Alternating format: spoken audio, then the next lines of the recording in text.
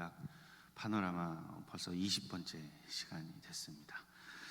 여름에 한여름에 시작한 것 같은데 이제 가을을 넘어가지고 겨울을 준비하고 있습니다. 지난주에 우리 이제 시가서 마지막 했는데요. 전도서에 대해서 나눴습니다. 전도서는 때를 기억해야 한다. 그래서 우리는 하나님의 때를 잘 만나야 된다. 하나님의 때 잘 만나야지. 안 그러면 틈이 생기니까 하나님 만나주시는 때, 은혜의 때, 성령의 때를 만나서 변화받고 구원받고 합당한 자로 살아가야 한다 말하고 있다 그랬습니다. 그래서 육신의 정욕, 안목의 정욕, 이생의 자랑으로 사는 게 아니라 내 마음 내키는 대로, 하고 싶은 대로, 원하는 대로가 아니라 때가 있는데 그 심판의 때, 그 때가 있음을 기억해라. 전도서의 말씀 통해서 깨닫습니다. 아가서의 말씀 함께 나누는데, 아가서는 솔로몬과 술람미 여인의 이제 남녀의 사랑 이야기지만, 이를 통해서 우리가 볼 수 있는 것은 교회와 하나님의 관계, 신랑 대신 예수님과 우리 성도, 신부인 성도 우리의 관계, 이스라엘과 하나님의 관계를 깨달을 수 있다. 그 사랑의 관계를. 또한 그리고 아가서를 통해서 중요한 것은 거룩과 순교를 지켜라. 거룩 순교를 잘 지켜서 음란하고 약독하고 마지막 때를 살아가는 이 마지막 세대인 우리가 그 주님의 의로운 신부가 되어져야 한다라고 하는 말씀, 이 아가서를 통해서 영적 및 육적인 순교를 지키고 살아가는 우리 모두가 됐으면 좋겠습니다. 그리고 그런 젊은 세대가 되도록 우리가 기도해야 될 줄로 믿습니다. 오늘 우리가 이 시간 함께 나눌 말씀은 이제 대예언서, 이제 드디어 들어갑니다. 대예언서. 우리가 구약을 이렇게 보고 있잖아요. 이렇게 누가 이렇게 도서관으로 얘기해가지고 참 너무 편하게 성경이 참 이해가 되고 있습니다. 첫 번째는 여기는 이제 모세 오경, 이제 뭐 너무나도 잘 알고 이제 5권, 창출 빈수 이렇게 되고요. 그 다음에 역사서이죠. 역사서는 3개로 구분된다 그랬습니다. 사사시대, 왕정시대, 포로시대. 사사는 여호수아, 사사기, 룻기. 왕정은 사무엘, 상하, 역대, 상하, 열왕기, 상하. 포로는 에스라, 느헤미야, 에스더가 되겠습니다. 그리고 이제 우리 시가서 지난주에 욥기, 시편, 잠언, 전도서, 아가를 봤고요. 오늘 이제 예언서를 이제 들어가는 겁니다. 예언서는 그래서 이사야, 예레미야, 에가, 에스겔, 다니엘, 호세아, 이렇게 5권이 대예언서가 되겠습니다. 그리고 이제 소예언서는 12권, 5권 이렇게 됩니다. 그래서 이제 성경의 분량 따라서 나눈 것입니다. 그래서 이제 큰 대를 나눈 것은 성경의 분량 따라서 5권, 12권 이렇게 우리가 나누게 되죠.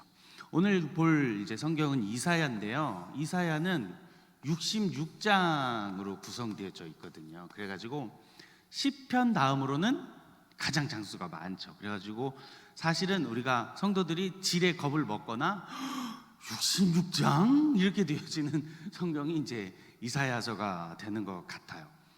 그래서 저도 이제 성경 통독을 오래 하다 보니까, 많이 하다 보니까 나름 고갯길이 있는 것 같아요. 성경에 고비가 이제 몇 가지가 있다, 저도 이렇게 생각돼요. 읽다 보니까 이 부분이 나도 고갯길이구나라고 하는 게 느껴지는데, 한 몇 가지가 있는데, 하나는 저는 신명기가 아닌가 그렇게 생각이 돼요. 모세 오경이 되게 재미있는데 서사시라서, 신명기 이제 설교문이잖아요.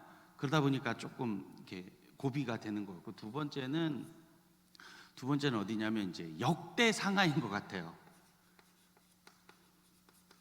왜냐하면 역시 족보가 나오기도 하고 반복이잖아요. 이미 열왕기 상하에서 다 반복된 걸 또 반복하다 보니까 저도 역시 여기가 고갯길이 아닌가 생각이 되고, 마지막은 사실은 저도 여기입니다. 요거 이사야, 예레미야, 에스겔.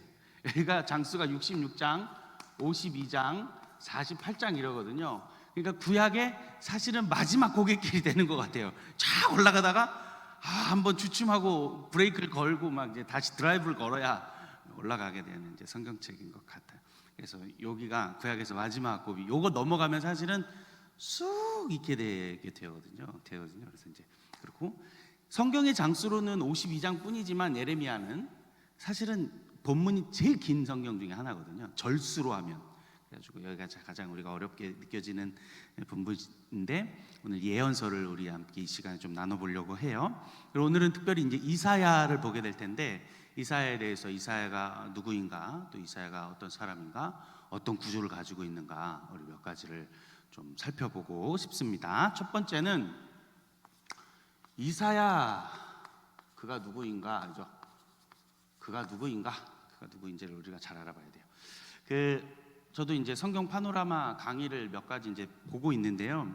뭐 하늘 아래 새 것이 없잖아요. 그래서 구약 파노라마 하시는 분들이 많이 있어요. 그래서 저도 그거 보고 참고하는데 그분이 어떤 말을 하시는데 이사야서는 진짜 좋은 성경이라는 거예요. 왜 그러냐면 이사야는 딱 근거를 가지고 자기 정체성을 딱 보여준다는 거예요. 이런 책이 좋은 책이다. 이사야서 1장 1절을 읽어보겠습니다. 이사야 1장 1절에 가면 이 사람의 근거를 딱 아주 1장 1절부터 딱 해주고 있어요. 같이 읽어볼까요? 시작. 유다 왕 우시야와 요담과 아하스와 히스기야 시대에 아모스의 아들 이사야가 유다와 예루살렘에 관하여 본 계시라. 아멘. 그러니까 자기 시대적 배경, 자기 가문의 배경, 자기가 누군지 아주 친절하게 독자들에게 딱 알려주는 거예요. 자기가 누구인지를 확실하게 알려주는 거죠. 그래서 이사야가 진짜 좋은 성경이다, 좋은 책이다, 이제 그렇게 얘기하더라고요.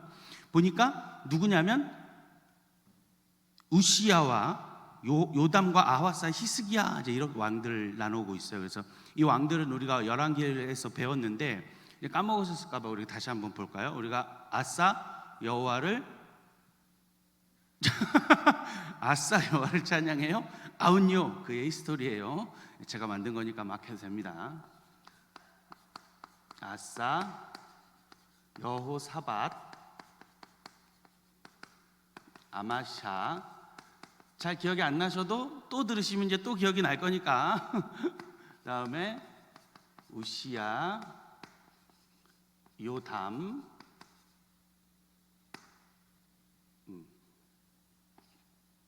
요아스, 히스기야,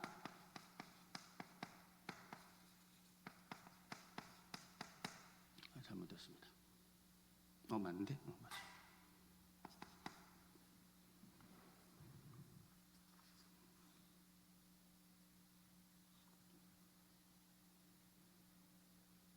잘못됐어. 그렇지. 왠지 요 이름이 어색했어요. 여기 요아스가 여기 나와야 되는데 죄송합니다. 아운요. 네, 맞죠. 그럼 몇 월 맞죠? 하나, 둘, 셋, 넷, 다섯, 일곱, 여덟 맞습니다. 저도 헷갈릴 때가 있습니다. 이렇게 돼요. 이제 증손이고요. 여기는 손자가 되고요. 위아래로 손자가 여기는 증손이 됩니다. 8명 왕 중에서 오늘 이사야가 활동했던 시기가 누구냐면 우시야부터 요담과 누구라 그래요? 여기 이제 우리는 정직한 왕만 보고 있는 거고 정직하지 않는 아하스가 여기 들어가 있어요. 그래서 이렇게 아하스 그다음에 히스기야까지의 활동했던 사람이 이제 이사야인 것입니다. 이때는 혼란기였거든요. 이 우시야가 다스릴 때가 언제냐면 783년에서 742년이거든요. BC입니다. 이때 742년대부터 쭉 활동하던 사람입니다. 제가 북이스라엘이 언제 망했냐? 아수르에게 722년에 망했거든요. 7이 당했다 그랬잖아요. 722년 7이 당한 거예요. 그래서 아하스 히스기야 때에 아수르에게 멸망당했거든요. 그러니까 당시 우시야 요담 요 때는 신흥 아수르가 호시탐탐 노릴 때고, 그 다음에 히스기야 요 아수르 요 때는 당시 또 누가 부각하고 있을 때냐면 바벨론이라고 하는 신흥 제국이 또 역시 호시탐탐 노리고 있을 그때에 활동했던, 내외적으로 어려운 때를 살아가고 있었다라고 하는 거예요. 그리고 이 노란색으로 보시면 알지만 거룩하고 정직했던 왕이잖아요. 우리가 외운 8왕은 정직한 왕만 외운 거잖아요. 나름 아마샤부터 시작해서 연달아요. 아들 이렇게 넘어가고 있었으니까 나름 남유다에서는 중흥기, 영적인 부흥기, 나름 계속해서 정직한 왕들이 이어지고 있던 때에 활동하던 선지자였다는 것을 우리는 알 수가 있는 것이죠. 그때 쓰임받았던 선지자다. 아수르에게 멸망당하기 직전에, 북이스라엘이 멸망당하기 직전에 쓰임받았다라고 하는 거예요. 그 다음에 또 이사야의 정체를 보여주는 게 누구냐면, 누구의 아들이라고 말하냐면 아모스. 그렇습니다. 아모스는 누구냐? 나중에 소예언서에 가면 아모스 선지자가 있는데 그 아모스는 아니고, 성경에서 이 아모스에 대해서는 나타나고 있지는 않는데 우리가 살펴볼 수 있는 것은 구약에서 누군가를 말할 때 어떤 형식을 가지고 있냐면 이 형식을 가지고 있는 거예요. 누구의 아들, 누구의 아들, 누구의 아들, 누구의 아들, 이런 형식을 가지고 있는 것을 보면 이사야가 자기의 활동 시대적 배경, 자기의 정체를 드러나고 있다라고 하는 것을 우리는 알 수가 있는 거죠. 사실은 저도 그런 것 같습니다. 제가 젊지만 나름 제가 보수적이고 되게 보수적 꼰대 기질이 있어가지고 저도 막 누구에 물어보면 본이 어디예요? 물어보고 막 이래요. 파는요? 막 이런 걸 물어보는데 저는 이게 되게 중요하다고 저는 그렇게 생각을 합니다. 왜 그러냐면 이게 자기 자신을 나타내기 때문입니다. 제가 김씨 집안에서 태어나고 싶어 태어났겠습니까? 광산 김가로 태어나고 싶어서 태어났겠어요? 그런 건 아닌데 제가 그렇게 태어난 것은 내 가문을, 내 집안을 나타내는 것이기 때문에 전 그렇다. 그 정체가 중요하다. 좀 다른 포커스인데 여러분, 우리 진짜 정체가 중요합니다. 그리스도인이라고 하는 정체, 하나님의 자녀라고 하는 정체, 이 정체가 흔들리면 존재감, 자존감이 낮아지는 거거든요. 그 정체 중요해요. 그래서 오늘 이사야도 정체를 확실하게 드러내고 있는 거죠. 그래서 좋은 책이라고 저도 역시 동의를 합니다. 여러분, 제가 목사잖아요. 종종 목사인 저한테도 사람들이 자꾸 어떤 성도들이 뭐 보내줘요. 링크 이거 들어보라고, 어떤 목사님 유명한 거 들어보라고. 그래서 한번 봐요. 근데 되게 메시지가 뜨겁고 힘이 좋아, 강해, 느낌이 있어서 찾아가 봤어요. 그런데 대부분 그런 사람들을 보면 어디 출신인지, 어디 대학을 나왔는지, 어떤 교단인지, 어디서 신학을 공부했는지를 안 밝혀놨어요. 나 그게 진짜 의문입니다. 뭐가 이렇게 부끄러워서 안 밝히는 건지. 자기가 당당하면 난 어디 신학을 공부했다고, 어느 교회를 나왔다고, 어느 교단이라고 말해야 될 거 아닙니까? 안 나타나는 사람들이 여러분 많습니다. 여러분, 그리고 너무나도 마음에 안 드는 건 그거예요. 재외 동포신지 아닌지 모르겠지만 꼭 자기 이름 누구, 꼭 외국 이름 갖다 붙여요. 제임스 킴 뭐. 나 왜 그러는지 모르겠어요. 한국 사람이면 한국 이름 넣든지, 미국 시민권자인가? 근데 하여튼 또 하나 이해가 안 되는 건, 나도 선교사였었지만 국내 선교사로 임명받은 거 아닌데 왜 자꾸 선교사라는 이름을 거냐 이 말이에요. 여러분 유튜브에 많이 보셨죠, 그런 분들. 여러분, 그분들의 정체를 봐야 돼요. 정체가 그냥 합당하고 좋은 교단에서 좋은 신학교에서 공부했으면 들으셔도 됩니다. 대신 조심히 들으세요. 여러분, 막 들으면 안 됩니다. 함부로 막 보고 듣고 공부하지 마세요. 왜 그러냐면 특식이기 때문에 그래요. 특식. 여러분, 특식은 가끔 먹는 겁니다. 권사님 말 랍스타를 삼시세끼 사 먹을 수 있어요? 탈라입니다. 탈라. 여러분, 콜레스테롤 높아져서 죽어요. 안 돼. 특식은 특식대로 먹는 거예요. 부흥회는 그래서 부흥회하는 거예요. 여러분의 주식이 뭡니까? 여러분의 주식은 쌀밥이어야 하고, 여러분의 주식은 조성현 담임 목사님이 주시는 갈고 닦아서 잘 만들어진 그 밥을 먹는 게 성도인 거예요. 특식은 먹을 수 있습니다. 가끔 먹어야 되는 거예요. 주식은 내 속한 내 교회에서 주는 목자가 주는 양식이 주식이 되어야 돼요. 담임 목사님 말씀이 주식이 돼야 됩니다. 내 공동체 안에 교역자가 주는 말씀이 내 주식이 되어야 되는 거예요.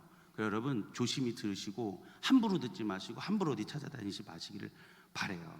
그 정체, 확실한 정체. 여러분, 그리고 이사야가 우시야 왕, 우시야의 사촌이었다고 하는 설이 있습니다. 전승이 존재해요. 성경에 나타났지 않아요. 우시야의 사촌 친인척이었을 거라고 하는 전승이 있습니다. 그래서 왕실을 아무 거리낌 없이 들어다녔고, 이사야서를 보면 이 왕에 대한 이야기가 많이 나타나거든요. 이게 쉽지 않을 텐데 아마 친인척이었기 때문에 가까이서 보고 가까이서 들락날락거렸고 성전을 또 출입했던 것은 아마 이런 관계가 있지 않았을까라고 보고 있는 거예요. 당시에 이 혼란 시대라고 했잖아요. 그래서 누구냐면 1장 1절로 보니까 우시야가 죽던 애, 우시야는 요 왕인데, 사실은 우시야는 정직히 행했던 8명 중에서도 나름 제대로 잘 살았던 왕이었어요. 나름 거룩했던 왕이었는데, 그가 뭐 때문에 그렇게 됐느냐? 교만했습니다. 교만했어. 우리 말씀 한번 찾아볼까요? 역대하 26장 16절에 있는 말씀을 우리 한번 보겠습니다. 역대하 26장 16절 그리고 21절 말씀 같이 한번 읽어볼까요? 시작. 그가 강성하여짐에 그의 마음이 교만하여 악을 행하며, 여기까지만. 그 다음에 21절, 우시야 왕이 죽는 날까지 나병 환자가 되었고. 여러분, 교만했습니다. 그렇게 하나님이 우리에게 말하는 게 있잖아요. 교만하지 말라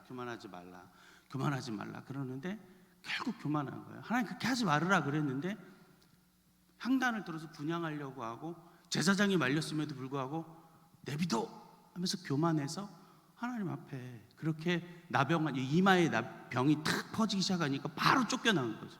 바로 쫓겨나서 죽을 때까지 나병 환자가 됐고, 그의 아들 요담이 왕위를 물려받고, 요담이 그 성경에서 지난번에 새벽에 나눴잖아요. 요담이 아버지의 길을 따르지 않았다. 그 아버지의 길은 교만했던 아버지의 모습을 따르지 않았다라고 제가 나눴었잖아요. 그렇게 된 거예요. 여러분, 역사적으로 누가 또 그랬어요? 사울이 그랬죠. 사무엘 못 기다리고 사울이 그랬죠. 오늘 또 이 우시야 왕이 그렇고 성경에 있지 않지만 말라기에서부터 신약 되기까지 약 400년의 기간 안에 요한, 이름은 뭐 나중에 또 나오니까, 요한 힐카누스라고 하는 왕이 유대 왕으로 있었습니다. 이 왕도 똑같은 짓을 했어요. 자기가 왕이면서 제사장의 직을 겸직하려고 그랬다가, 그때 이제 무슨 운동이 일어났냐면 이제 분파가 일어나고 갈라지기 시작하고, 신약 성경에 있는 사두개인, 바리새인, 에세네파가 요 사람 때문에 갈라지기 시작한 거예요. 왕과 제사장을 내가 겸직하려고 교만하다가. 역사적으로도 이런 일들이 일어나면 안 되는데 하나님 앞에 이제 교만하게 되는 거예요. 여러분, 우리 인간이라고 하는 그 동물이 그렇게 연약한 것 같습니다. 그렇게 하지 말아야 하고 가지지 말아야 하는데 하나님 그렇게 하지 말라 하는 것들을 하는 것을 보면 그렇게 되는 것 같아요. 사랑하는 성도 여러분, 우리가 하나님 앞에 이 성경을 보면서 역사적으로도 교만하지 말고 겸손하게 세워지는 우리 모든 옥동 중앙교회 성도들이 되기를 축복합니다. 그리고 여러분들은 교육자를 위해서 그렇게 기도해 줘야 되는 거예요. 교육자가 겸손하도록, 교만하지 아니하도록 여러분 우리를 위해서, 교육자들을 위해서 기도 많이 해 주셔야 됩니다. 여러분, 그래가지고 혹시라도 한 20년쯤 있다가 어디 김 목사가 총회장 나온다고 어디 저 싸돌아다니고 있으면 김 목사님 그러지 마시라고 뒤통수를 때리면서 저를 꼭 일갈해 주시기를 부탁드립니다. 교만하지 말고 겸손하게 목양하면서 살아야 되는데 목사님들이 자꾸 시멘트를 바르게 되고 그렇게 되는 것 같아요. 이 우시야가 교만하니까 이런 일들이 벌어지게 됐다. 이런 정치적인 혼란기 가운데서 등장하던 때 이사야가 언제 등장한 거예요? 1장 1절을 보니까 우시야가 죽던 때. 사실은 이사야에게 있어서 우시야는 어떤 사람이었을까? 든든한 백그라운드죠. 왜냐하면 계속해서 민족적 부흥기였잖아요. 정직한 행한 왕들이 아들에게 있었기 때문에 나름 영적인 부흥기를 경험하고 있던 때였거든요. 그때 이사야가 활동했으니, 또 친인척이었다는 전승이 있으니 얼마나 힘있게 활동했겠어요. 하나님의 말씀 막 대언하고 이렇게 살지 말아야 된다면서 선포하고 힘있게 쓰임 받았을 텐데, 우시야가 어떤 때, 죽던 때에 하나님 앞에 다시 한번 부름을 받는 그 경험을 하게 되어지는 거예요. 하나님의 말씀을 들으려고 했던 왕, 정직하려고 했던 왕들이 죽고 나자 그때 하나님의 역사가 다시금 시작되어지는 거죠. 사실 어떻게 보면 백그라운드가 없어진 거잖아요. 친인척이 죽었으니까 숙청이 일어날 수도 있는 거고 신변의 위험이 있을 수도 있는 거죠. 그러니까 인간적인 생각으로는 아마 인간적인 환경 배경으로는 이게 두려워할 수도 있는, 왜냐하면 인간적인 생각으로 자기를 지지하던 사람이 죽었잖아요. 그런데 그때에 하나님은 또 다른 계획을 가지고 이사야를 불러주시는 거예요. 환상 가운데서 불러주시는 거죠. 그 환상 가운데서 거룩과 정결을 회복하게 하죠. 우리 이사야 6장을 오늘 본문 한 장만 읽었지만 거기서 구름의 영광을 통해서 스랍을 통해서 만나게 하시고 거룩한 제단 숯불에 입술을 지지게 하셔서 정결하고 하나님 앞에 선자로 바로 세워지는 것을 우리는 보게 되죠. 그러면서 사명을 받는 거예요. 오늘 내가 누구를 위하여서 내가 누구를 부르고 주여 내가 여기 있나이다 나를 보내소서라고 하면서 사명을 받고 하나님의 일을 막 감당하기를 시작하는 거죠. 자, 그런데 오늘 이사야를 보면 이사야 말씀 가운데서 이사야가 선포하고 또 말씀을 선포하지만 사실은 듣지 않는 말씀을 선포하거든요. 오늘 읽은 8절 그 다음 절 이사야 6장 9절에 있는 말씀을 우리 같이 한번 다시 읽어볼까요? 이사야 6장 9절에 있는 말씀을 함께 읽습니다. 여호와께서 이르시되 가서 이 백성에 이르기를 너희가 듣기는 들어도 깨닫지 못할 것이요 보기는 보아도 알지 못하리라 하여. 아멘. 선포하라고 했는데 말씀 전하라고 했는데 하나님 하신 말씀 뭐예요? 들어도 깨닫지 못할 거다고, 못 들을 거다고, 알지도 못할 거라고 말씀해 주시는 거예요. 여러분, 이처럼 어이없는 일이 어디 있습니까? 듣지도 못한다, 이해도 못한다. 왜 전합니까? 전할 필요가 없잖아요. 헛수고일 거 아닙니까? 인간적으로다가. 근데 여러분, 전도자는 그런 삶을 사는 줄로 압니다. 전도자는 하나님 주신 말씀 그냥 하는 것입니다. 우린 전하기만 하는 거예요. 듣는 자가 따로 있으니까 전하기만 하는 것입니다. 이것이 전도자의 삶을 이사야를 통해서 우리에게 말씀하시는 것이 아닐까. 듣든 안 듣든 말씀을 증거하는 삶, 듣든 안 듣든 말씀을 증거하는 삶. 우리가 다음에 보겠지만 에스겔도 마찬가지로 듣든지 안 듣든지 하나님의 말씀을 전파하는 사람은 쓰임받는 겁니다. 에스겔서 2장 7절에 있는 말씀, 3장 11절에 있는 말씀을 같이 한번 읽어볼까요?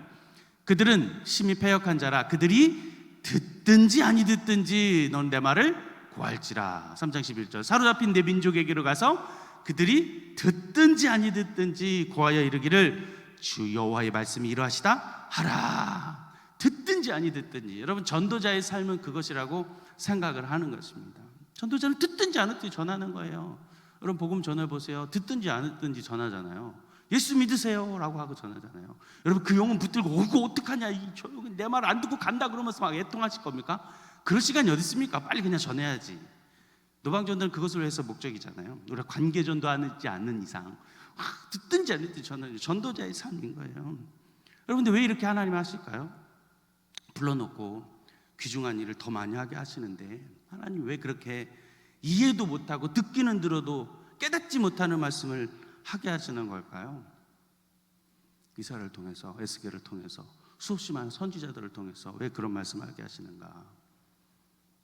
몰랐는데요, 못 들었는데요 라고 하는 말을 못하게 하려고 하는 것입니다. 못 들었는데요, 들어본 적 없는데요 라고 하는 말을 듣지 않게 하려 하심입니다. 여러분, 계시록에 가면 계시록 마지막 심판 때에 뭐라고 말씀하시느냐, 계시록 20장 11절에 있는 말씀을 읽어보겠습니다. 계시록 20장 11절에 있는 말씀 가보겠습니다. 또 내가 크고 흰 보좌와 그 위에 앉으신 이를 보니 땅과 하늘이 그 앞에서 피하여 간데없더라. 아멘. 계속 증거하고 계속 전파하는 겁니다. 누가 듣는 거예요? 땅하고 하늘이 들어요.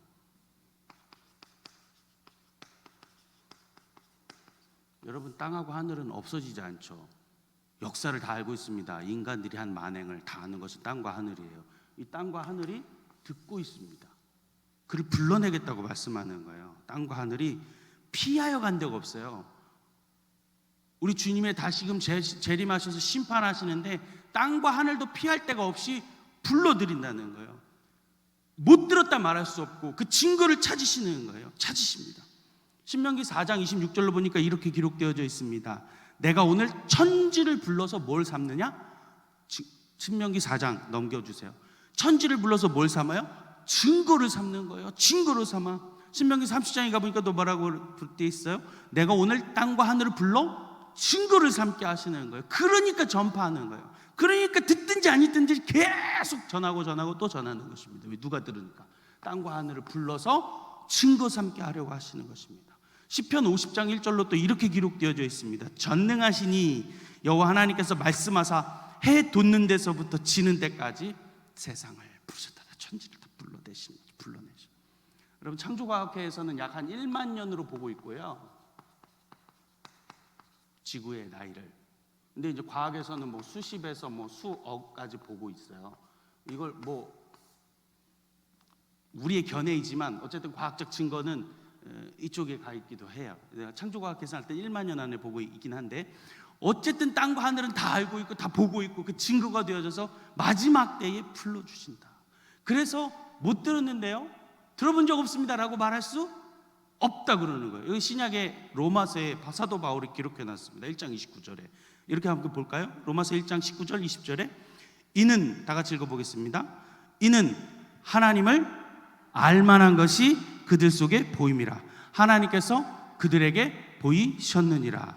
창세로부터 그들이 보이지 않는 것들, 곧 하나님 그의 영원하신 능력과 신성이 그가 만드신 만물에 분명히 보여 알려졌나니 그러므로 그들이 핑계하지 못할지니라. 핑계하지 못하는 것입니다. 핑계하지 못하도록 하나님 만들어 놓으신 것을 땅과 하늘이 증거 삼기 위하여 말씀하고 있다. 그래서 이사야는 계속 증거하는 것입니다. 듣든지 아니 듣든지 이것이 우리 전도자의 삶이 줄로 믿습니다. 그래서 이사야가 어떻게 복음을 증거하냐면, 이사야서 20장에 보면 이렇게 기록되어져 있어요. 이사야 20장 2절로 3절도 한번 같이 다시 읽어보겠습니다. 함께 읽습니다. 그때에 여호와께서 아모스의 아들 이사야에게 말씀하여 이르시되 갈지어다 내 허리에 배를 끌고 내 발에 신을 벗을지니라 하심에 그가 그대로 하여 벗은 몸과 벗은 발로 다니니라. 여호와께서 이르시되 나의 종 이사야가 3년 동안 벗은 몸과 벗은 발로 다니며 애국과 구스에 대하여 징표와 예표가 되었느니라. 아멘. 증거 삼으시려고 전하도록, 말씀을 선포하도록, 들려지도록 이사야를 통해서 사명을 받아서 그 일을 감당하게 된 것입니다. 사도 바울이 디모데에게 얘기해 준 것처럼 때를 얻든지 못 얻든지 너는 말씀을 전파하라. 하나님의 말씀, 들려준 말씀, 읽은 말씀, 감동된 말씀을 증거하게 하시는 거죠. 감당하게 하시는 것입니다. 하나님 앞에 감당하게. 이사야가 그렇게 감당을 하는 거예요. 성전에서 환상을 경험하고, 성전에서 거룩을 경험하고, 제단 숯불에 내 입술 댄 다음에 하나님 앞에 그렇게 반응해서 나가는 거예요. 여러분, 그런데 성경에 보니까 하나님 앞에 이렇게 반응하고 있는 사람들의 유형이 조금 다른 것 같아요. 성경의 인물들 가운데 거절하는 사람이 있습니다. 거절형. 아우, 못하겠습니다. 누굴까요? 죽어도 못합니다. 모세, 예레미야. 여러분, 모세가 몇 번이나 거절했게요? 5번이나 거절했습니다. 5번이나 거절. 마지막에 뭐라 그래요? 주여 보낼 자를 보내소서. 그러니까 하나님이 야 이씨 이러면서 하나님 분노했다고 성경책에 써 있어요. 분노하여 이르시되 막 내 형 아론 있지 않냐 씨, 그만 좀 가 막 이렇게 끝까지. 예레미야 아우 주여 나는 아이라 말할 줄 없사오니 막 거절하는 사람이 있습니다. 여러분, 연말쯤 되면 이제 목사의 전화를 회피하는 성도들이 나타나죠. 그리고 목사는 성도의 전화를 회피하죠. 안 한다, 못 한다, 아이 그만하겠습니다라고 말할까 봐 서로 회피하죠. 안 한다, 못 한다, 거절합니다. 두 번째, 어떤 사람이 있을까요? 모르는 형이 있어요. 몰라. 눈치가 없어. 몰라. 누구 있을까요? 사무엘. 자꾸 말해줘도 몰라. 말해줘도 몰라. 또 말해줘도 몰라. 그 옆에 사람들이 답답해서 알려주죠. 야, 너한테 부르신 것 같아. 빨리 가봐. 그러니까 그래? 그래? 그럼 내가 선교사가 돼야 되나? 이러고 이제 선교사 가는 사람도 있고, 내가 목사를 돼야 되나? 이렇게 자기 소명을 잘 모르는 사람이 있습니다. 세 번째, 하나님 앞에 부름 받는데 세 번째 사람, 의심하는 사람. 그렇게 의심이 많아요. 누굴까요? 기드온. 와, 이 사람 진짜 대단한 사람이에요. 하나님 2번이나 막 이렇게 해주세요. 그래도 못 믿어. 이제 또 이렇게 해주세요. 진짜 의심 많은 사람. 요새 뭐 MBTI가 뭐 유명한데 아마 S나 T나 J형이 아닐까. 계속 확인하고 이거 이렇게 확인하고 이거 한 번 더 해보시라고. 나 못 믿겠다고 자꾸 의심하는 사람, 이런 사람이 있어요. 네 번째 유형이 있는데 또 네 번째는 어떠냐면 마카파. 이 사람 마카파, 토끼는 형입니다. 토격. 이 사람은 토끼는 형입니다. 누가 있을까요? 요나. 요나 같은 사람은 대단한 사람입니다. 심장이 강심장이야. 하나님 말씀이 선포됐는데 해놓고 딴 데로 가. 딴 데로 가가지고 배 밑창에 들어가가지고 드르릉드르릉 코를 골면서 잘 자는 사람. 그냥 대놓고 거절도 아니고 그냥 난 모르겠다. 토끼는 형이 있습니다. 그리고 또 이제 제가 성경을 가만히 보니까 이런 사람도 있는 것 같아요. 제가 이름을 붙였어요. 빼박형이라고. 빼도 박도 못하는 거예요. 이 사람은 누굴까요? 저는 세례 요한과 삼손이라고 생각합니다. 이 사람은 모태로부터 수태고지를 받아가지고 모태로부터 나시린 뒤에 가지고 빼박이에요. 빼도 박도 못해. 이 사람은 어떻게든지 하나님을 쓰이는 거죠. 그렇게 생각해요. 저는 이런 유형의 사람이 한국에 참 많다고 생각하는데, 우리 거룩한 우리 어머니들이 아들들을 다 서원해가지고 빼도 박도 못하고 그 선지 동산으로 힘없이 끌려가고 있던 우리 목사님들이, 수없이 많은 목사님들이 계십니다. 여러분, 아니면 아니어야 돼요. 아니면 내려와야 되는데 목사가 돼가지고 지금도 헤매고 계시는 목사님들이 있죠. 하나님 부르시면 어떻게 하는 사람이 있는가 또 고민해보고 생각해보니까 신변정리형이 있어요. 신변을 딱 정리하고 하나님 앞에 딱 쓰임받아요. 누가 그랬을까요? 엘리사입니다. 겉옷을 딱 던지잖아요. 엘리야가 그 겉옷의 의미가 있기 때문에 따라갔어야 하는 거죠. 이 겉옷의 의미 한번 전부를 준 거니 너도 나를 따라라, 이제 부르신 콜링이었는데, 사실은 엘리사가 돌아가거든요. 그래서 이게 사실은 해석의 묘미가 조금 있긴 합니다. 왜 그러냐면 상치되기 때문이에요. 신약 성경과 예수님이 말씀하죠. 쟁기와 낫을 들고 나를 따르지 않는 자는 안 된다라고 말씀하는 그 본문과 상치되기 때문에 해석의 차이가 있긴 하지만, 엘리사는 어떤 모습을 보인 거냐면 정리를 하고 돌아와요. 엘리야가 허락해 줬어요. 그래서 물론 그런 해석도 가능하긴 한데, 신변을 정리하고 싹 다 정리를 다 해놓고 엘리야를 따르는 것이죠. 그리고 다시 돌아와서 그 길을 묵묵히 걸어가는 것입니다. 자기 신변을 싹 정리해놓고 묵묵히 걸어가는 것. 자, 그리고 7번째, 하나님을 부르시는데 어떤 또 사람이 있는가? 저는 헷갈리는 형이 있다고 생각합니다. 계속 헷갈려. 그 사람 반드시 부름 받았고 했는데 헷갈려. 누가 있을까요? 저는 야곱이라고 생각합니다. 여러분, 야곱이 믿음의 족장이고 하나님 앞에 쓰임 받아서 12지파를 낳았는데 여전히 헷갈립니다. 저도 그렇고 여러분도 그렇고 하나님도 그렇고 지금 성경의 독자도 그렇고. 왜 그래요? 야곱인지 이스라엘인지, 원래 한번 하나님이 이름을 줬으면 그 이름이 돼야 되는데 계속 헷갈려. 자기도 헷갈려. 자기도 자기를 야곱이라고 불러. 이스라엘이라고 줬는데.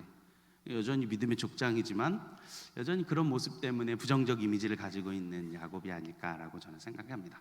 자, 마지막, 하나님 부름 받았습니다. 부름 받은 대망의 주인공이죠. 어떤 사람이냐면 자진입대형이 있습니다. 누구겠습니까? 오늘 이사야. 주여 내가 여기 있사오니 나를 보내소서라고 자진입대. 여러분, 하나님 부르시면 이사야처럼 자진입대 하시기를 주의 이름으로 축복합니다. 하나님 부르시면 조용히 가야 돼요. 예전에 되게 유명한 어떤 선교사님이 그런 얘기를 많이 했어요. 하나님 부르실 때 조용히 이렇게 손목을 잡아줄 때 잘 손목 붙잡고 가야지, 안 그러면 쥐어 터지고 망하고 상하고 안 걸리고 병 걸리고 질질 끌려가는 수가 있다고. 그때 얼마나 무서운지 몰라요. 여러분, 그렇지 않습니까? 하나님 부르실 때는 손을 이렇게 탁 잡을 때는 아주 우아하게 손 탁 잡고 이렇게 걸어가야지, 안 그러면 막 암 걸리고 병 걸리고 막 사고 망하고 팍 질질 끌려가지고 밧줄에 끌려가지고 이렇게 질질 끌려가지는 경우가 있어요. 그래서 하나님이 부르면 손 탁 잡으려 그럴 때 예 주님 이러면서 가야 돼요. 여러분, 그래야 여러분 신상이 편합니다. 하나님 불렀으면 가야죠. 하나님 부르시면 자진 입대하잖아요. 이사야가 주여 내가 여기 있사오니 내가 여기 있겠습니다. 내가 가겠나이다 막 그렇게 부르잖아요. 근데 옛날에 이런 찬양 우리가 많이 불렀는데 주님 내가 여기 있사오니 죄를 보내소서 나는 못 가겠고 죄를 보내소서 막 이렇게 했잖아요. 이사야가 성전에서 환상을 다 경험하고 거룩을 경험하고 환상을 경험하고 사명을 받고 듣든지 아니 듣든지 하나님의 그 명령을 받자마자 자진입대하는 거예요. 주여 내가 여기 있사오니 내가 가겠나이다. 여러분 얼마나 멋진 삶입니까? 우리 이사야처럼 주가 부르면 하나님 부르면 멋지게 자진입대해서 하나님의 이름을 하나님의 영광을 감당하는 여러분 되기를 바라고 하나님만 경외하도록 오늘 이사야를 통해서 말씀하시는 거예요. 사실은 인간적인 어떤 그런 모든 게 제거된 때잖아요. 우시아가 죽었던 그때에 자기의 백그라운드도 죽고 자기 백그라운드도 사라지고 어떤 어려움 앞에서도 하나님을 경외하게 하는 것입니다. 하나님만 바라보게 하는 거예요. 하나님만 볼 수 있도록 오늘 우리에게 말씀하시는 줄로 믿습니다. 우리는 인간적인 걸 자꾸 보게 되고 환경을 보게 되고 상황을 보게 되는데 하나님만 볼 수 있도록 오늘 이사야를 통해서 오늘 말씀하는 것 같아요.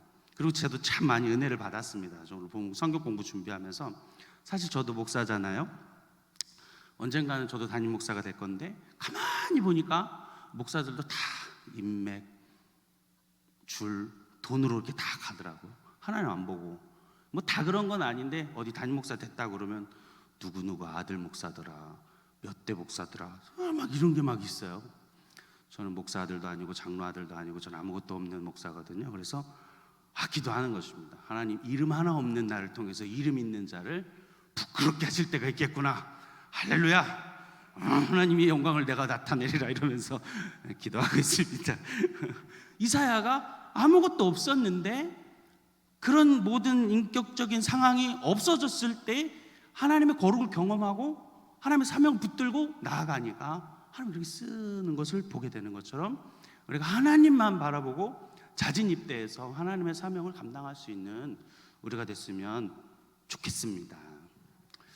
이사야 우리가 두 번째 봐야 될 건 뭐냐면 이사야의 구성인데 구성과 저자 문제를 살펴봐야 됩니다. 제가 신학교를 딱 처음 갔는데 발표를 막 시켜요.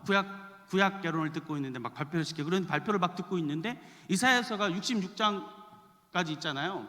66장이 있는데 막 발표를 하는데 1 이사야가 막 이런 얘기를 하고 2 이사야 3 이사야 막 이런 얘기를 막 해내는 거예요. 우리 학생들이. 그래서 뭔 말이야 저 왜 저래 저 뭐야 이단이야 뭐야 뭐 이런 생각을 했었는데 이런 설들이 있습니다. 그래서 지금 가장 많이 인정받고 있는 것은 저자 문제와 관련돼 있어요. 1, 2, 3 이사야가 가장 지금 많이 인정받고 있는 게 1, 2, 3 이사야로 보고 있습니다. 여러분 66장을 단편적으로 읽으면 이게 이해가 잘 안 됩니다. 여러분 글에는 뭐가 들어가 있다 그래요? 인격이 들어가 있습니다. 글에는 문체에는 인격이 들어가 있어요. 글에는 분위기가 있습니다. 글에는 그 온도가 있고 색깔이 있고 그런 모든 게 다 보여집니다. 분위기가 있습니다. 문체에 들어가 있습니다. 인격이 들어가 있어요. 그래서 여러분 66장을 한번 통으로 쑥 한번 읽어보세요. 그러면 분명히 문체가 바뀝니다. 분위기도 바뀌고요, 색깔이 바뀌고 온도가 달라지는 것을 알 수가 있어요. 그래서 대표적으로 여러분이 잘 아시는 이해실 3호는 이거를 세 개를 어떻게 나누고 있냐면 1에서 35장까지 하나로 36장에서 39장까지 하나로 나머지 40에서 66을 하나로 이렇게 세 개를 보고 있어요. 이 중간 거는 뭐냐면 36장에서 39장은 히스기야 얘기거든요. 그러니까 역사적 사실로 따로 구분해 놨고 이렇게 세 개를 보고 있고, 이건 이해실 사모가 보고 있는 어성경이 읽어진 애가 이런 입장을 취하고 있고요. 그다음에 대부분의 이제 신학자들은 지금 어떻게 보고 있냐면 1 이사야를 1에서 39장까지로 보고 있습니다. 2 이사야를 40에서 55장까지를 보고 있고요. 3 이사야를 56장에서 66장까지로 이렇게 보고 있습니다. 그래서 문체가 달라집니다. 분위기가 달라져요. 한번 통으로 읽어보시면 이해가 되실 거예요. 단편적으로 읽으면 이해가 안 됩니다. 목사님들이 설교를 1편 통으로 하시게 될 때 한번 들어보세요. 그때 이해가 되시고, 이해가 안 되는데 이게 왜 이렇게 됐냐, 왜 저자 문제가 있냐면 문서설이라는 것 때문에 그런 거예요. 성경 공부니까 한번 들어보세요. 외우실 필요는 없습니다. 비평학자들이, 자유주의라든지 비평학자들이 문서설에 입각해서 지금 이거를 쪼갰는데, 이게 뭐냐면 어떤 문서, 그러니까 문서에 따라서 쪼갠 거예요. 66장을 쪼갠 것입니다. 어떤 걸로? 그래서 네 가지가 있습니다. J, D, E, 그다음에 P. 그래요. J는 여호와, 우리가 아는 제호바, 여호와. 그래서 J 앞을 따서 제호바, 여호와라고 하는 단어에 따라서 자른 거예요. 그래서 J 문서 그럽니다. 그래서 이 문서에 따라서 구분하고, D는 신명기, 듀르노노미. 신명기가 영어로 듀르노노미거든요. 신명기적 사가의 분위기에 있는 문서다. 신명기적인 흐름이 있는 문서다. 그래서 이제 D 문서 그래요. E는 엘로힘. 히브리어 중에 엘로힘은 하나님이라는 뜻이거든요. 복수형, 신들. 그래서 원래 하나님을 뜻하는 말은 아닌데 그냥 하나님, 우리가 일반적인 하나님으로 번역되는 단어에 이 하나님이라고 하는 단어가 등장한 문서대로 따로 묶어놓은 거예요. 그래서 이 문서 그래요. P는 뭐냐면 프리스트, 제사장적 분위기, 제사를 드리고 있는 환경, 문화에 따른 문서다. 그래서 P 문서 이렇게 분류합니다. 그래서 네 가지에 따라서, 이 문서에 따라서 지금 나눠 놓은 거예요. 사실은 지금도 어느 저 옥스퍼드나 저 미국이나 영국의 어떤 유명한 도서관 저 구석탱이에서 또 저 성경을 찢어 발기고 있는 사람이 있을지도 모르겠습니다. 모르겠어요. 이런 부분이 어디서 또 신약으로 넘어오냐면, 여기까지는 이제 구약적이고 신약으로 넘어오면 큐 문서라는 게 있어요. 문서 혹은 자료. 그냥 들어만 놓으시고 나중에 또 나올 거예요. 큐 자료. 이게 뭐냐면 마태, 마가, 누가, 요한 중에 가장 먼저 쓰여졌다고 전통적으로 이해되는 건 마가복음이거든요. 마가가 가장 먼저 쓰여졌을 거라고 이제 인정되는데, 이 마가에 플러스 큐, 큐는 독일어로 퀼레, 원천, 근본이라는 뜻이에요. 그래서 마가와 지금은 없는데 어떤 그런 근본의 원자료가 있을 거다. 그래서 이 큐 자료라고 그러거든요. 이거를 통해서 뭐가 나왔다? 마태와 누가가 나온 거다라고 이렇게 보는 거예요. 문서설이 입각해가지고 이렇게 이제 저자에 따라서 찍고 또 찍고 또 찢는 거예요. 여러분 지금도 어느 도서관에서 이 일을 하고 있을지도 여러분 모르겠어요. 여러분의 어떤세요? 근데 66권이라고 생각했는데 여러분 혹시 흔들리실 겁니까? 성경의 저자가 다 다른 사람으로 편집됐다고 해가지고 오해를 하시려나요? 아니면 성경의 정경성에 대한 믿음이 여러분 조금 흔들리십니까? 여러분 그렇지 않으셔도 됩니다. 여러분 성경이 무오하냐? 아니에요. 오류가 있습니다. 왜요? 인간이 적었으니까요. 인간이 적었으니까 오류가 있습니다. 4번으로 넘어오면서 지금 저를 이상한 눈으로 쳐다보시는 거 아니시죠? 4번으로 넘어오면서 한 8가지의 오류들이 인정해요. 하고 있습니다. 자음이 탈취됐다든지 자아 도취됐다든지 자음 중보돼가지고 뺐다든지 여러 다양한 이유들이 있어요. 자, 그런데 여러분 우린 이것만 기억하고 있어야 돼요. 제가 PPT 했는데 한번 같이 읽어볼까요? 우린 요 사실을, 성경에 오류가 있을 수 있습니다. 그런데 뭐라고 인정하고 고백해야 되냐? 저거 우리 같이 한번 읽어볼까요? 함께 읽습니다. 성령의 감화와 감동과 역사하심을 따라 성령 하나님이 성경이 성경되어지도록 지키시고 보호하시고 역사하셔서 저자를 통해서 말씀하게 하셨고, 지금까지 정경이 되게 지키고 인도 보호하셔서 우리에게 들려주시고 말씀하게 하신다. 아멘. 요걸 인정하면 됩니다. 여러분 우리는 카톨릭이 아닙니다. 교황 무호설이 아닙니다. 성경이 완전 성경은 무호하다 막 그러면 킹 제임스 이게 아니에요. 오류가 있을 수 있습니다. 왜냐하면 번역됐기 때문에, 그리고 인간이 적었기 때문에 있을 수 있습니다. 인정할 건 인정하고, 성경이 성경 되어지게 지금까지 우리에게 들려지도록 인도하셨다. 우리 그 사실 그냥 믿는 것일 뿐이다. 이것만 기억하시면 됩니다. 여러분 제가 출애굽기 얘기하면서 시내산 이집트에 있냐, 사우디아라비아인 라오즈산이냐, 우리는 몰라요. 역사적 증거가 이제 곧 나타나겠죠. 그런데 사도 바울이 고백한 것처럼 지금 우리는 거울을 보는 것처럼 희미하나 그때에는 얼굴과 얼굴을 마주대어 본 것처럼 완전하리라. 할렐루야. 그때 완벽하게 나타날 겁니다.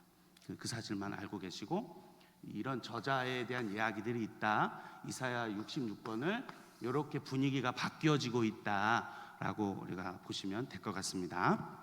마지막 하나만 더 하고 마치도록 하겠습니다. 이사야에서 우리가 이제 기억해야 될 것은 이사야에 있는 이제 메시아, 그다음에 남은 자 사상이라고 하는 것을 좀 기억할 필요가 있습니다. 독특한 개념이죠. 남은 자, 그리고 메시아, 예수 그리스도에 대한 메시아, 다시 오실 기름 부은 자에 대한 이야기가 많이 기록되어져 있다 라는 것입니다. 이사야의 남은 자 사상 어디에 있느냐? 성경 말씀 찾아보겠습니다. 이사야 10장 21절, 이사야 37장 31, 32절 두 절의 말씀을 같이 한번 읽어볼까요? 함께 읽습니다. 남은 자, 곧 야곱의 남은 자가 능하신 하나님께로 돌아올 것이라. 37장, 유다 족속 중에 피하여 남은 자는 다시 아래로 뿌리를 받고 위로 열매를 맺으리니 이는 남은 자가 예루살렘에서 나오며 피하는 자가 시온산에서 나올 것임이라. 만군의 여호와 열심히 이를 이루시리이다. 아멘. 남은 자들이 있겠다. 남은 자들이 배임을 당하지만 이사야를 읽어보면 그루터기라는 말이 많이 나오거든요. 그루터기처럼 밑 기둥, 나무 이렇게 이 나무들이 그루터기만 남아있는 이 이스라엘 족속들이 남은 자가 돼서 이 그슬린 나무처럼, 그루터기, 스가랴는 그슬린 나무라는 표현을 많이 하고요, 그슬린 나무라는 표현을 하고, 스가랴는, 이사야는 남은 자, 그루터기라는 말을 하는데, 이 그루터기만 남아있지만 새싹이 나서 이스라엘 형성하고 회복하고 구원받을 것이다, 회복을 경험할 것이다. 이 남은 자의 사상이 그대로 사도 바울에게로 넘어가서 사도 바울이 이방인의 복음을 통해서 이방인이 구원을 얻고, 이방인의 구원 복음이 원백성 유다 민족에게도 도전이 되고, 원백성 유다 민족에게도 부끄러움이 되어 온 하나님의 세계, 하나님의 나라에 선포되는 복음이 흘러갈 거다라고 하는 독특한 사상이 이 이사야서에 있다라는 것을 성경을 보면서 깨달을 수 있고요. 두 번째는 이제 메시아 사상이 아주 많이 기록되어져 있습니다. 메시아, 다시 오실 구약의 예언이 성취되어, 신약으로 성취될 예수 그리스도에 대해서 말하고 있는 그 사상이 이사야에 되게 많이 기록되어져 있는데, 그리스도의 탄생에 대해서 7장과 11장에 기록이 되어져 있습니다. 그 다음에 그분의 정체 및 그분의 족보, 메시아의 족보를 11장에 기록하고 있습니다. 그리고 그분의 기름 부음, 메시아의 기름 부음에 대해서 14장, 11장에 또 61장에 기록되고 있고요. 그리고 그분의 온유함, 그분의 성격이 어디에서 또 기록되냐면 그분의 성격, 성품에 대해서 7장, 11장, 60, 42장 이렇게 기록되고 있습니다. 그리고 여러분들 잘 아시는, 많이 읽어보셨던 그분의 고난, 십자가를 어디서 표현하고 있냐면 이사야 53장에서 많이 잘 기록하고 있고, 그분의 부활 25장에 그분의 부활과 마지막 메시아가 다시 오실 것이다, 그분의 재림 11장에 기록되어져 있다. 이사야는 남은 자 사상과 그 다음에 예언이 성취되어질 예수 그리스도에 대해서 곳곳에서 예수 그리스도의 재림, 고난, 죽음, 정체, 그분의 족보를 이사야를 통해서 낱낱이 기록하고 있다는 것을 우리는 깨달을 수 있습니다. 말씀 정리하겠습니다.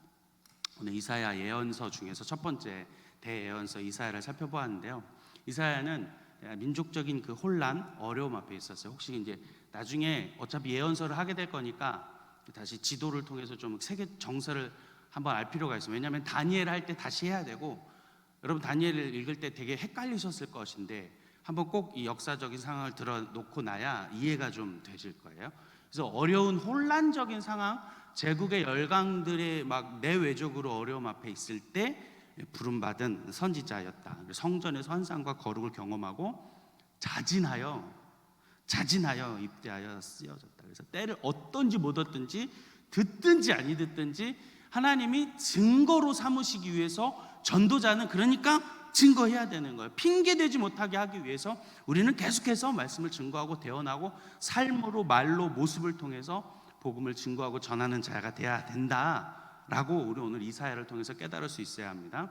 여러분, 시대적 상황에 따라서 이사야를 보는 나중에 포로 귀환 공동체 사람들이 회복, 구원, 70년 만에 회복되잖아요. 다시금 공동체가 살아나잖아요. 그런 모습들을 보면서 그 간절한 마음, 그 소망과 희망의 메시지로 이사야서를 읽고 노래했다. 그래서 그가 오셔서 하나님의 나라가 온전히 회복되고 성취되어질 것을 이사야의 말씀을 통해서 살펴보았고, 그래서 이 복음 증거하고 이 복음대로 살아야 된다라고 하는 것을 우리 이사야를 통해서 깨달을 수 있습니다. 그래서 때를 얻든지 못 얻든지 이 귀한 복음을 우리 말로, 삶으로, 우리 행동으로 살아가는 우리 모두가 되기를 간절히 축복합니다.